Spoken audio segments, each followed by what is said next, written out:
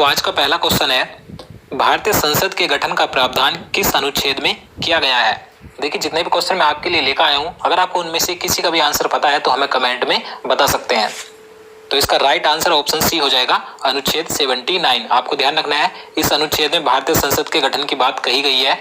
और अगर हम बात करें अनुच्छेद यहाँ पर 80 की, इसमें राज्यसभा के गठन की बात कही गई है। और यहाँ पर अनुच्छेद 81 में लोकसभा के गठन की बात की गई है। और यहाँ पर जो अनुच्छेद 82 है, इसमें कहा गया है कि जो प्रत्येक 10 वर्ष के बाद जनगणना होती है, तो जनगणना के बाद पुनः समायोजन करना। तो आपको ये चारों अनुच्छेद ध्यान रखने हैं। तो चलिए नेक्स्ट क्वेश्चन देखते हैं। भारत में संसद की व्यवस्था किस देश के संविधान से ली गई है। राइट आंसर ऑप्शन बी हो जाएगा, ब्रिटेन। आपको ध्यान रखना है, ब्रिटेन देश के संविधान से जो भारत में संसद की व्यवस्था है यहां से ली गई है। नेक्स्ट क्वेश्चन देखते हैं। भारतीय संसद के 2 सदन कौन कौन से हैं। राइट आंसर ऑप्शन बी हो जाएगा, लोकसभा एवं राज्यसभा। तो आपको ध्यान रखना है, भारतीय संसद के 2 सदन होते हैं, लोकसभा और राज्यसभा। नेक्स्ट क्वेश्चन है, भारतीय संसद के कितने अंग होते हैं। देखिए इससे पहले क्वेश्चन में हमने संसद के सदन की बात की थी, 2 सदन होते हैं। इस क्वेश्चन में अंग पूछे गए हैं कि कितने अंग होते हैं। तो इसका राइट आंसर ऑप्शन बी हो जाएगा, 3। आपको ध्यान रखना है, अंग 3 होते हैं भारतीय संसद के। कौन कौन से, लोकसभा, राज्यसभा और राष्ट्रपति। तो आपको ये सभी ध्यान रखना है। नेक्स्ट क्वेश्चन देखते हैं। क्वेश्चन नंबर 5 है, निम्नलिखित में से कौन भारत में कानूनों को बनाता है। राइट आंसर ऑप्शन सी हो जाएगा, राष्ट्रपति और संसद के दोनों सदन, यानी कि राष्ट्रपति और संसद के 2 सदन, राज्यसभा और लोकसभा, ये तीनों मिलकर किसी कानून को बनाते हैं। मैं आपको बता दूं, जब कोई विधेयक संसद के दोनों सदनों में पारित हो जाता है, उसके बाद राष्ट्रपति की सहमति उस पर जरूरी होती है, क्योंकि जब तक राष्ट्रपति की सहमति उस विधेयक पर नहीं मिलेगी वह कानून नहीं बनेगा। राष्ट्रपति की सहमति मिलने पर ही कोई विधेयक कानून बनता है। तो आपको ये ध्यान रखना है। नेक्स्ट क्वेश्चन देखते हैं। भारतीय संसद के उच्च सदन को किस नाम से जाना जाता है। इसका सही आंसर ऑप्शन बी हो जाएगा, राज्यसभा। आपको ध्यान रखना है, भारतीय संसद का उच्च सदन राज्यसभा होता है और जो निम्न सदन होता है वो लोकसभा होता है। तो आपको ध्यान रखना है, आपसे एग्जाम में उच्च सदन या निम्न सदन कुछ भी पूछा जा सकता है। नेक्स्ट क्वेश्चन है, राज्यसभा के सदस्यों का कार्यकाल कितने वर्ष का होता है। राइट आंसर ऑप्शन ए हो जाएगा, 6 वर्ष। आपको ध्यान रखना है, 6 वर्ष का होता है राज्यसभा के सदस्यों का कार्यकाल। नेक्स्ट क्वेश्चन है, राज्यसभा को कब भंग किया जा सकता है। राइट आंसर ऑप्शन डी, कभी नहीं। आपको ध्यान रखना है, राज्यसभा कभी भी भंग नहीं होती है, क्योंकि ये एक स्थायी सदन होता है, इसे कभी भी विघटित नहीं किया जा सकता। मैं आपको बता दूं इसका क्या कारण होता है कि ये कभी भी विघटित नहीं होती है। इसके 1/3 सदस्य प्रत्येक 2 वर्ष के बाद सेवानिवृत्त होते हैं, यानी कि अवकाश प्राप्त करते हैं। तो इसी कारण से राज्यसभा कभी भी विघटित नहीं होती है। और आपको ध्यान रखना है, जो लोकसभा होती है, लोकसभा एक अस्थायी सदन होता है, वो कभी भी भंग हो जाती है। तो आपको ध्यान रखना है। नेक्स्ट क्वेश्चन है, राज्यसभा के सदस्यों की कुल अधिकतम संख्या कितनी है। Right answer option C, 250। आपको ध्यान रखना है, राज्यसभा में अधिकतम सदस्यों की संख्या 250 हो सकती है, इससे ज्यादा सदस्य नहीं हो सकते राज्यसभा में। देखिए इसमें 238 सदस्य राज्यों और केंद्र शासित प्रदेशों से आते हैं और प्लस 12 सदस्य राष्ट्रपति मनोनीत करता है। तो आपको ध्यान रखना है। तो चलिए नेक्स्ट क्वेश्चन देखते हैं।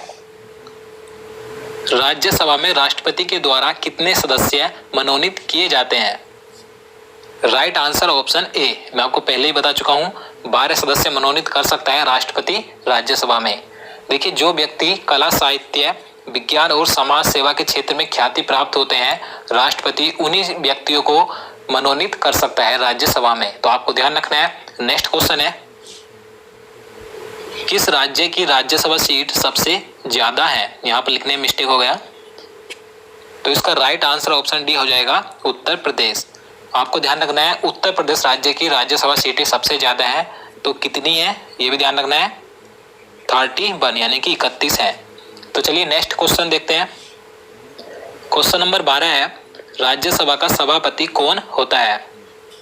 राइट आंसर ऑप्शन सी, उपराष्ट्रपति। आपको ध्यान रखना है, भारत का उपराष्ट्रपति राज्यसभा का सभापति होता है, लेकिन इसकी अनुपस्थिति में इसका जो कार्य करता है उपसभापति करता है और जो उपसभापति होता है वह राज्यसभा के सदस्यों द्वारा चुना जाता है। तो आपको ये सभी ध्यान रखना है।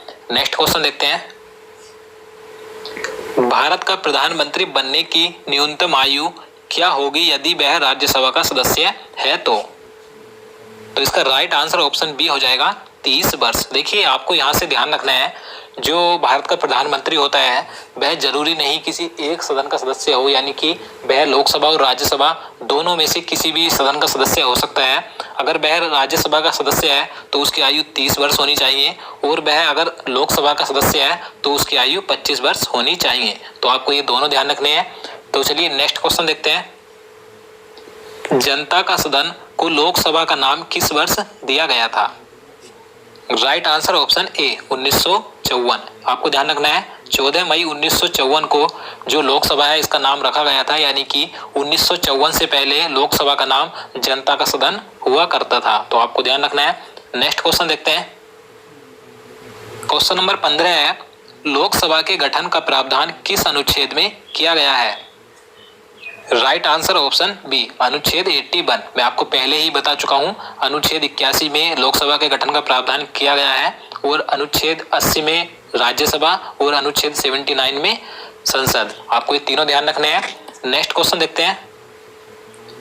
लोकसभा में अधिकतम सदस्यों की संख्या कितनी है? Right answer option C 552। आपको ध्यान रखना है लोकसभा में अधिकतम सदस्यों की संख्या 552 हो सकती है, इससे अधिक सदस्य नहीं हो सकते। और देखिए हमने इससे पहले एक क्वेश्चन में बात की थी राज्यसभा की, तो राज्यसभा में कितनी होती है अधिकतम संख्या? 250, और लोकसभा में 552। तो आपको ये दोनों ध्यान रखने हैं। नेक्स्ट क्वेश्चन है, राज्यों से लोकसभा में कुल सदस्यों की संख्या कितनी है?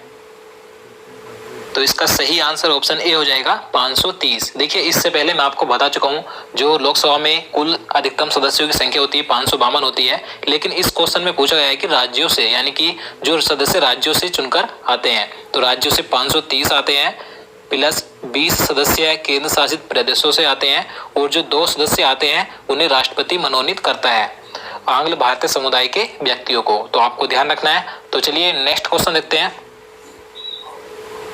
भारतीय राष्ट्रपति के द्वारा लोकसभा में आंग्ल भारतीय समुदाय के कितने सदस्यों को मनोनीत किए जाते हैं? राइट आंसर ऑप्शन सी 2 सदस्य है। मैं आपको बता चुका हूं, राष्ट्रपति लोकसभा में आंग्ल भारतीय समुदाय के 2 सदस्यों को मनोनीत करता है। तो चलिए अगला क्वेश्चन देखते हैं। लोकसभा के प्रथम अध्यक्ष कौन थे? तो इसका राइट आंसर ऑप्शन ए हो जाएगा जी.बी. मावलंकर। ये लोकसभा के प्रथम अध्यक्ष थे। आपको ध्यान रखना है। और अगर हम बात करें लोकसभा की प्रथम महिला अध्यक्ष की, तो कौन थी? मीरा कुमार थी। तो आपको ये दोनों ध्यान रखने हैं। महिला प्रथम अध्यक्ष लोकसभा की मीरा कुमार, और प्रथम अध्यक्ष जी.बी. मावलंकर। नेक्स्ट क्वेश्चन है, क्वेश्चन नंबर 20 है, लोकसभा अध्यक्ष अपना त्याग पत्र किसे संबोधित करता है? Right answer option A Lok Sabha उपाध्यक्ष। आपको ध्यान रखना है लोकसभा अध्यक्ष अपना त्याग पत्र लोकसभा उपाध्यक्ष को कभी भी दे सकता है। तो चलिए नेक्स्ट क्वेश्चन देखते हैं। लोकसभा अध्यक्ष के मताधिकार को क्या कहा जाता है? राइट आंसर ऑप्शन सी निर्णायक मत। देखिए मैं आपको इसके बारे में बता देता हूँ। देखिए जब लोकसभा में किसी विधेयक पर मतदान हो तो लोकसभा अध्यक्ष उसमें अपना मत नहीं देता है, लेकिन अगर कोई ऐसी परिस्थिति आती है कि जब पक्ष विपक्ष में बराबर मत पड़ते हैं तो लोकसभा अध्यक्ष अपना मत देता है, यानी कि उस विवाद को सुलझाने के लिए बराबर जब मत पड़ते हैं पक्ष विपक्ष में, उस विवाद को सुलझाने के लिए लोकसभा अध्यक्ष अपना मत देता है, तो इसी को निर्णायक मत कहा जाता है। तो आपको ध्यान रखना है। तो चलिए नेक्स्ट क्वेश्चन देखते हैं। क्वेश्चन नंबर 22 है, लोकसभा के प्रथम उपाध्यक्ष कौन थे? तो इसका राइट आंसर ऑप्शन सी हो जाएगा M.A. अयंगार। ये लोकसभा के प्रथम उपाध्यक्ष थे। तो आपको ये ध्यान रखना है। तो चलिए अगला क्वेश्चन देखते हैं। लोकसभा अध्यक्ष तथा राज्यसभा सभापति के वेतन और भत्ते कौन निर्धारित करता है? राइट आंसर ऑप्शन डी संसद। आपको ध्यान रखना है लोकसभा अध्यक्ष, उपाध्यक्ष, राज्यसभा सभापति और उपसभापति, इन सभी के वेतन और भत्ते संसद के द्वारा निर्धारित किए जाते हैं। इसको अनुच्छेद 97 में रखा गया है और अनुसूची 2 में। तो आपको ये सभी ध्यान रखना है। अगला क्वेश्चन देखते हैं। प्रथम लोकसभा के विपक्ष का नेता कौन था? राइट आंसर ऑप्शन बी हो जाएगा ए के गोपालन, ये प्रथम लोकसभा में विपक्ष के नेता थे। तो आपको ध्यान रखना है। अब देखिए यहाँ से एक क्वेश्चन और पूछा जाता है कि विपक्ष दल का नेता कौन होता है। तो आपको ध्यान रखना है, विपक्षी दल का नेता उस पार्टी के सदस्य को चुना जाता है जिसकी सदन में कम से कम कुल सीटों का 1/10 भाग हो।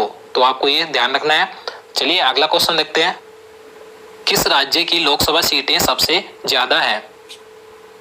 इसका सही आंसर ऑप्शन डी हो जाएगा, उत्तर प्रदेश। देखिए मैं आपको बता दूं, लोकसभा और राज्यसभा इन दोनों सदन की सबसे ज्यादा सीटें उत्तर प्रदेश में ही है। तो लोकसभा में जो सीटें हैं 80 हैं और राज्यसभा में 31 हैं। तो आप इन दोनों को ध्यान रखिएगा। तो दोस्तों आज के लिए इतना ही। उम्मीद करता हूँ आपको वीडियो पसंद आया होगा। अगर आपको वीडियो अच्छा लगा हो तो वीडियो को लाइक जरूर करना और चैनल को भी सब्सक्राइब करना। और मैं आपको बता दूं, आप हमारे पहले के सभी वीडियो देख सकते हैं। मैं आपको वीडियो को डिस्क्रिप्शन में नीचे लिंक दे दूंगा, या आप हमारे चैनल में जाकर हमारी सभी वीडियो को देख सकते हैं। आपके आने वाले एग्जाम के लिए काफी महत्वपूर्ण है। तो चलिए मिलते हैं नेक्स्ट वीडियो में, तब तक के लिए नमस्कार।